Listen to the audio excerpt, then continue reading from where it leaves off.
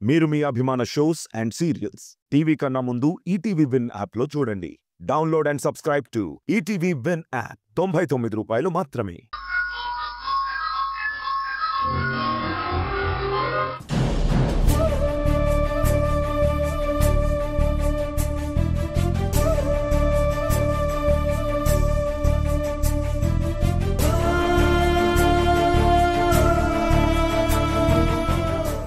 ఒరే చంద్ర, ఏంటో నాకు ఈ కర్మ. రోజు ఈ ఆకుకూరలు తినలేక చచ్చిపోతున్నానురా. నా నాలుక రుచి తెలియకుండా పోతుందిరా. మీరు తినే కూరలే కాస్త నాకు కూడా వడ్డించొచ్చు కదరా. నీ ఆరోగ్యం కుదుట పడే వరకు నువ్వు ఆకుకూరలు తినక తప్పదమ్మా. ఎంత ప్రయత్నించినా ముద్ద గొంతులోకి దిగడం లేదురా. నా వల్ల కావడం లేదు. అన్నీ తెలిసిందానివి నువ్వే ఇలా మారం చేస్తే ఎలా అమ్మా? కొన్ని రోజులు పచ్చం చేస్తేనే నీకు నయమవుతుంది. మా అమ్మవి కదమ్మా, తినమ్మా. తినక చేస్తానా? తింటానులే. ఉప్పు కారం లేని తిండి బలవంతంగా తినాల్సి వస్తుంది.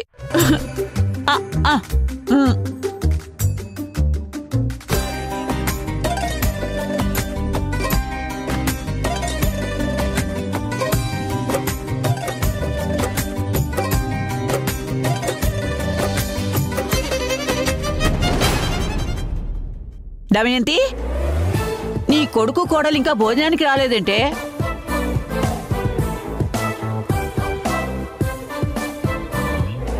యష్, రే యష్. వస్తున్నానమ్మా. ఒరే మనవడా, నువ్వు ఒక్కడే వచ్చావేంట్రా? నీ పెళ్ళాం ఎక్కడా? వస్తుందిలే బామ్మ. సింధు, వస్తున్నాను భాగ్యం.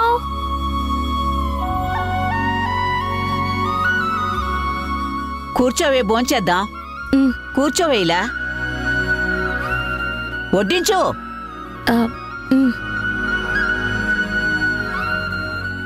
సింధు, నువ్వు ఉండు, నేను వడ్డిస్తాను.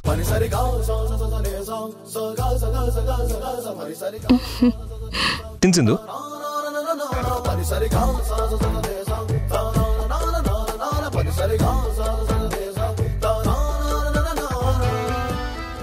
సింధు, ఇది బాగుంటుంది, వేసుకో.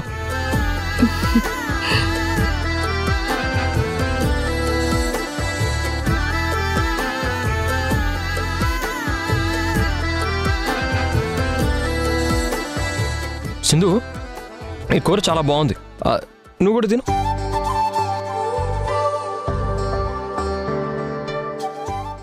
తిని సింధు.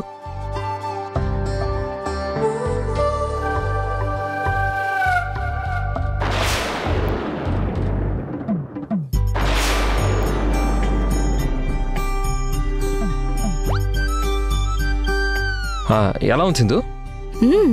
నిజంగానే చాలా టేస్టీగా ఉంది.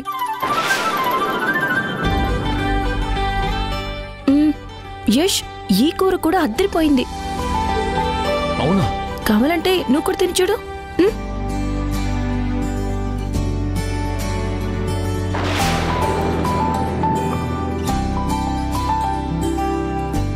సూపర్గా ఉంది సింధు, రుచి మామూలుగా లేదు.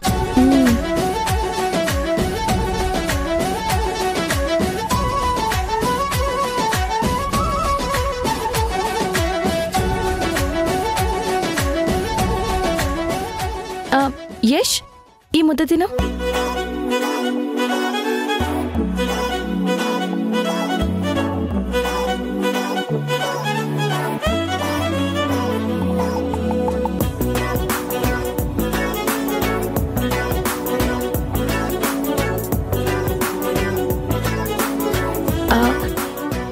యష్, ఇది టేస్ట్ అదిరిపోయింది కదా, ఈ ఒక్క ముద్ద తిను.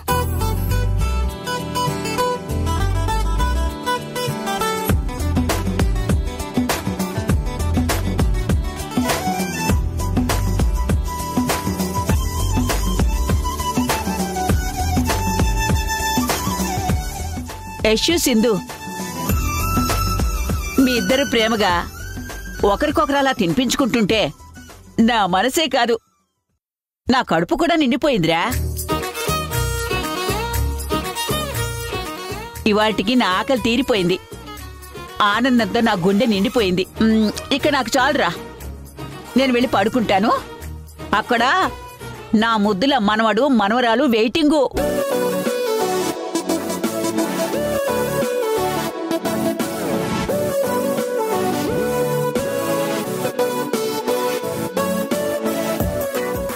మీరు తొందరగా భోంచేసి వెళ్ళి హ్యాపీగా రెస్ట్ తీసుకోండి.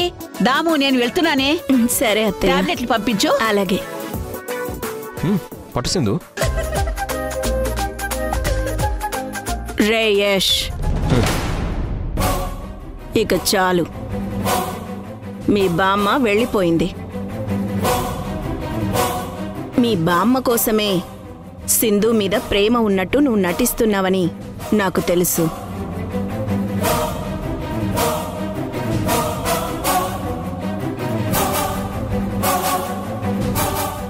ఇంకా నటన ఆపితే మంచిది. ఇందాకటి నుంచి చూడలేక చస్తున్నాం అసలు. ఇదేగా సింధు నా నుంచి నువ్వు ఎక్స్పెక్ట్ చేసింది? నటన్ని నటనలాగే చూడు. ఇది నిజం అనుకొని మరీ ఓవర్ ఎక్స్పెక్టేషన్స్ పెట్టుకోకు.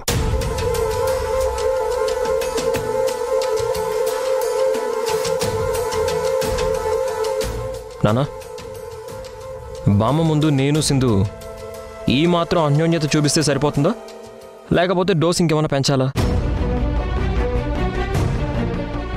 ఇంకేం పెంచాల్సిన అవసరం లేదు. ఉన్నదే ఇంకాస్త తగ్గిస్తే సరిపోతుంది. సరే అమ్మా.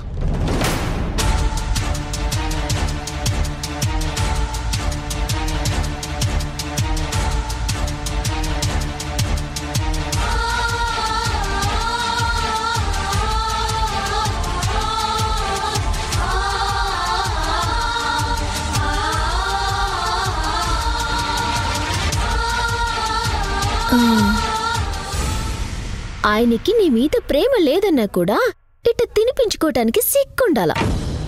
సిగ్గుండాల్సింది నాకు కాదు, నీకు. నా భర్త నాకు దగ్గరుండి తినిపిస్తుంటే అది చూసి ఓర్వలేక కొళ్ళుకుంటున్నావు చూడు, అందుకు నువ్వు సిగ్గుపడాలి. ఏయ్, ఏంటే ఏదో నీ నోటికొచ్చినట్టు ఏదో మాట్లాడుతున్నావు? ఏదో నీ నోట్లో 2 ముద్దలు పెట్టగానే యష్ నీ భర్త అని ఓ నీలగమాకే. ఇందాక నా కొడుకు చెప్పాడు కదా నటనే అని, నటనగానే చూడు. అది నిజం అనుకుని ఓవర్ యాక్షన్ చేయొద్దు. నటించడం అయిపోయింది కదా, ఇక వెళ్ళ. మీరంతా నటిస్తున్నారేమో, నేను మాత్రం నటించడం లేదు.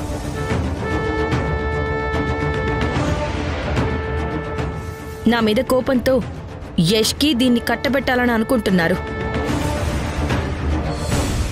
నటనని నటనగా చూడకుండా దాన్ని నిజం చేయాలని చూస్తున్నారు. నా ప్రాణం ఉండగా అది జరగనివ్వను.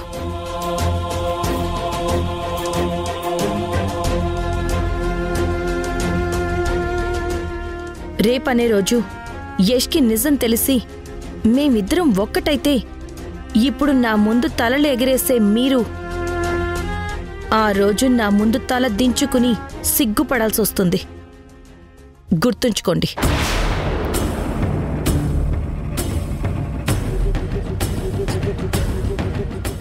విన్నావా చంద్ర? ఇలాంటి దాన్ని నువ్వు ఇంట్లోకి తీసుకొచ్చింది? చిచ్చి, దీని ముందు కూర్చోవాలంటేనే అసహ్యంగా ఉంది.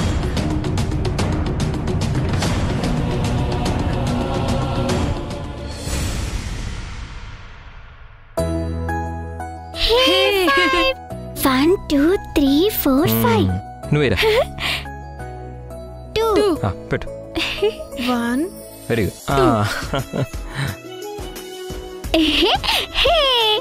1 2 3 4 5.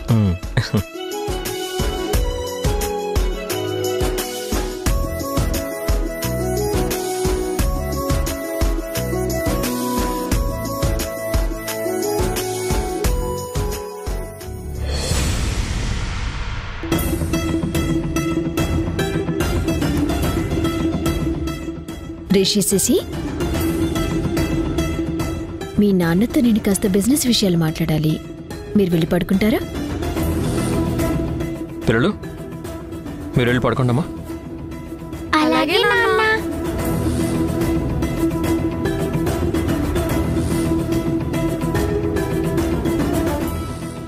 చెప్పండి వదినా.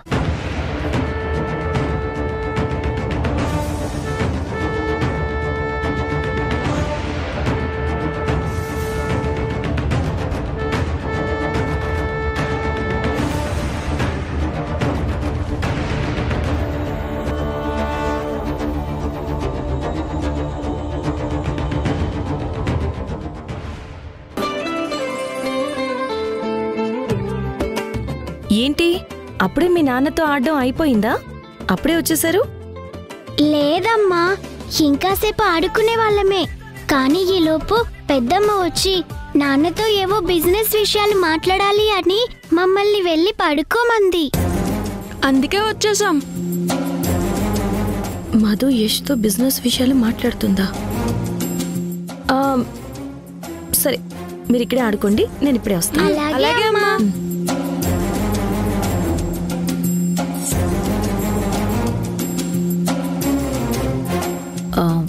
ప్రాజెక్ట్ ప్లాన్ అంతా రెడీ అయిపోయింది మరిది గారు. ఇంకా సునంద మేడం ఫోన్ రిలీజ్ చేస్తే మన ల్యాండ్కి అడ్వాన్స్ ఇవ్వచ్చు.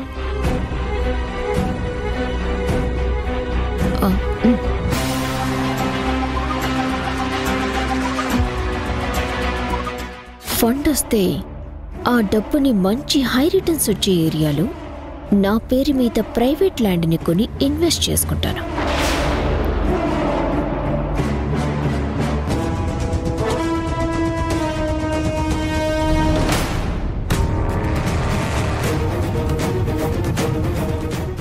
యష్ అడిగితే ఆ గవర్నమెంట్ ల్యాండ్ డీలింగ్కి టైం పడుతుందని మేనేజ్ చేస్తాను.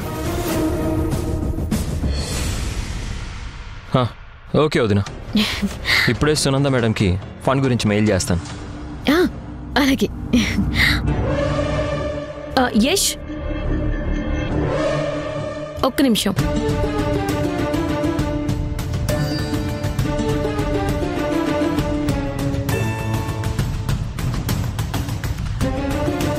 ఈ మహాతల్లి భలే కరెక్ట్ టైంకి వస్తుంది అడ్డుకోవటానికి.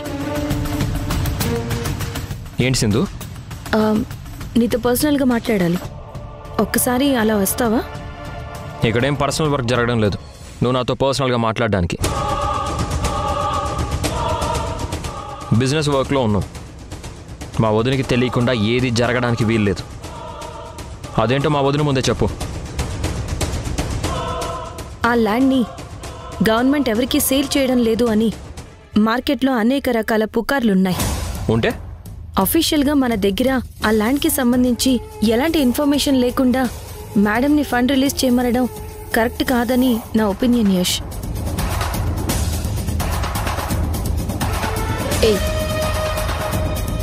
అసలు ఈ ప్రాజెక్ట్ గురించి నీకు ఏం తెలుసని మాట్లాడుతున్నావు? నిన్ను తీసుకొచ్చింది ఇంట్లో బామ్మ ముందు నాటకం ఆడటానికి, కంపెనీ విషయాల్లో తలదూర్చటానికి కాదు. హలో, ఓ రెచ్చిపోకు. ఆ కంపెనీలో నేను ఉన్నాను. సునంద మేడం అన్ని నన్ను చూసుకోమని ఆర్డర్ కూడా ఇచ్చారు, అది తెలుసుకో. ఎంత ఆర్డర్స్ ఇచ్చినా ఆఫ్టర్ ఆల్ నువ్వు ఎంప్లాయీవి మాత్రమే. ఎంతలో ఉండాలో అంతలో ఉండు. అసలు నీ దగ్గర ఏం ఆధారాలున్నాయని, ఆ గవర్నమెంట్ ల్యాండ్ మీద పుకార్లున్నాయని మాట్లాడుతున్నావు? ఇదేమైనా ఫ్యామిలీ ఇష్యూ అనుకున్నావా సింధు? నీ ఇష్టం వచ్చినట్టు నాటకాలు ఆడటానికి, నోటుకొచ్చింది చెప్పడానికి? పుకార్లనేవి ఎవరో ఒకరు వాళ్ళ స్వలాభం కోసం క్రియేట్ చేస్తూనే ఉంటారు. వేరే ఎవరో ఇదంతా క్రియేట్ చేస్తున్నారో లేక నువ్వే వెనకుండి నడిపిస్తున్నావో అన్నీ నాకు తెలుసు. ఏది ఏమైనా అవి పుకార్లే, నిజాలు కావు.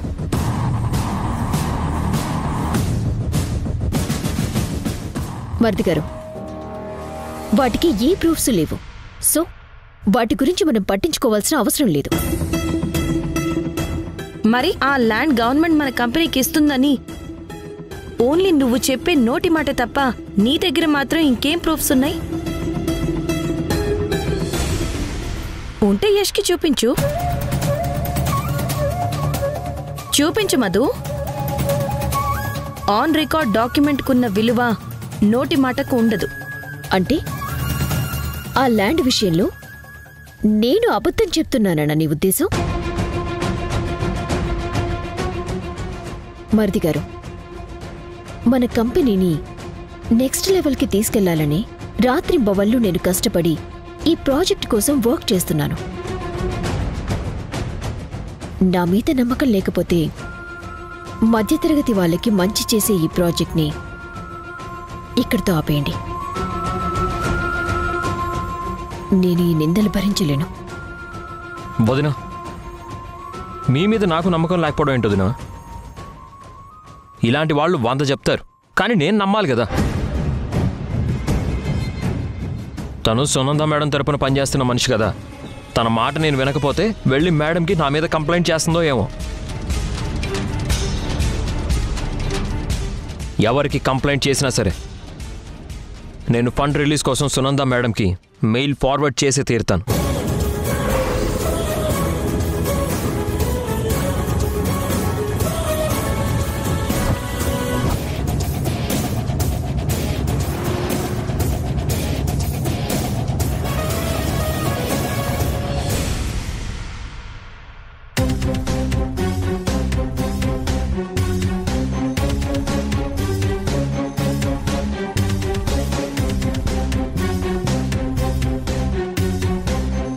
వదినా, రేపు ఈ పాటికి మీకు ఫండ్ రిలీజ్ అయిపోతుంది. నువ్వు కరెక్టే అనుకుంటే ఏదైనా చేసే వదినా, నీకు నా ఫుల్ సపోర్ట్ ఉంటుంది. ఇలాంటి వాళ్ళు చెప్పే పుకారు మాటలు నువ్వు పట్టించుకోకు, నేను పట్టించుకోను. జరగో.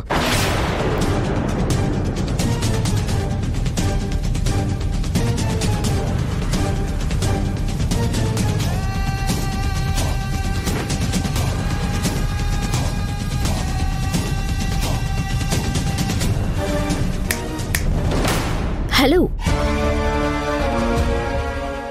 సింధు, ఇంట్లో నీది పై చేయము, బట్ ఆ కంపెనీలో మాత్రం ఎప్పటికీ నాది పై చేయి.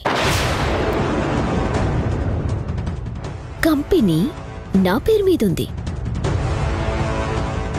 నువ్వు ఇక్కడ గెలిస్తే నేను అక్కడ గెలిచి చూపిస్తాను. నన్ను ఎవ్వరూ ఆపలేరు, గుర్తుపెట్టుకో.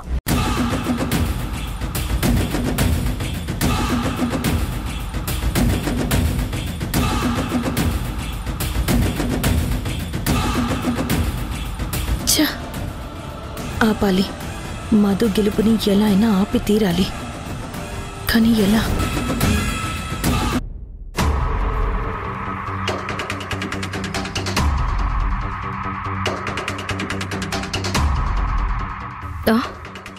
ఏంటి చెల్లి, ఏమైంది?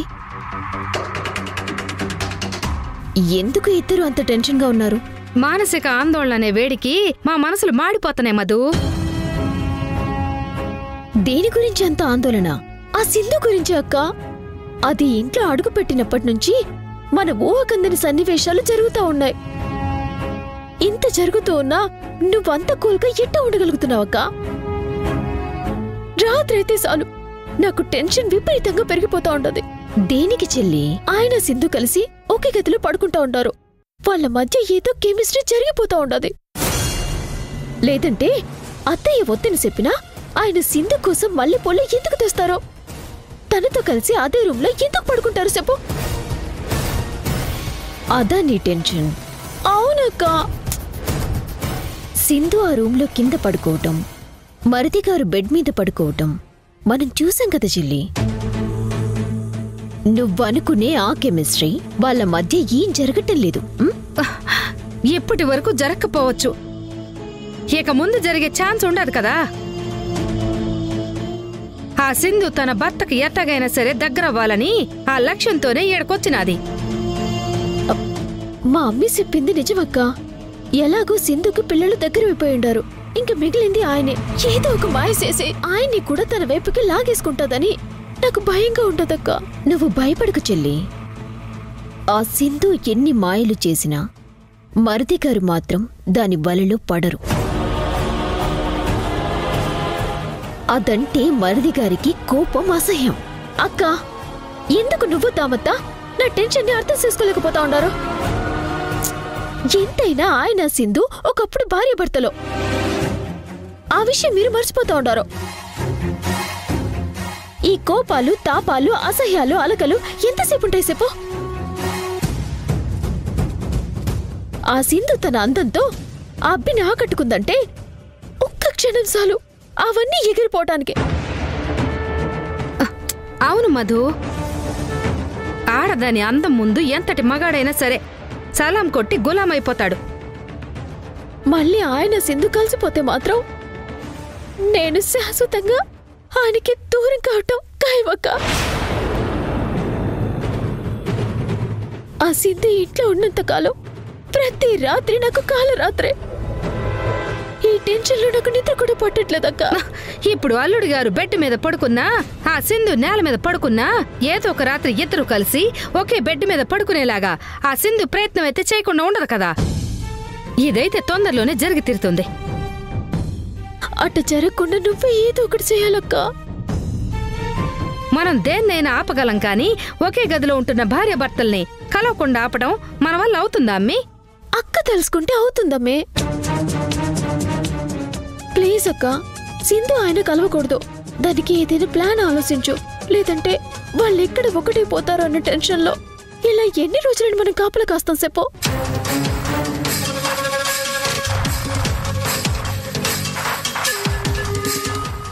మీ టెన్షన్ నాకు అర్థమైంది. వాళ్ళని కలవకుండా ఆపాలి అంటే మనము ఒక పని చేయాలి. ఏటకదే అది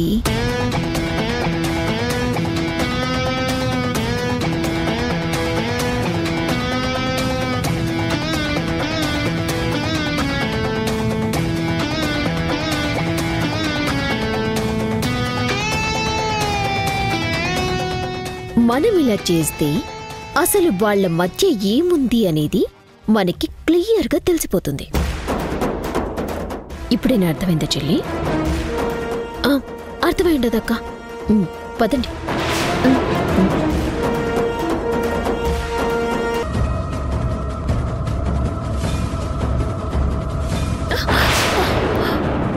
భాగ్యం, అత్తయ్య, మావయ్య. ఏంటే, ఏమైంది? ఏంటి సంధ్య, నీ ఫోన్ మా రూమ్లో ఎందుకు పెట్టావు? సిగ్గులేదు నీకు? చెత్త మొహన్నానా, ఆడదాని వైండు కూడా సాటి ఆడదాని కాపురంలో తొంగి చూస్తావంటే?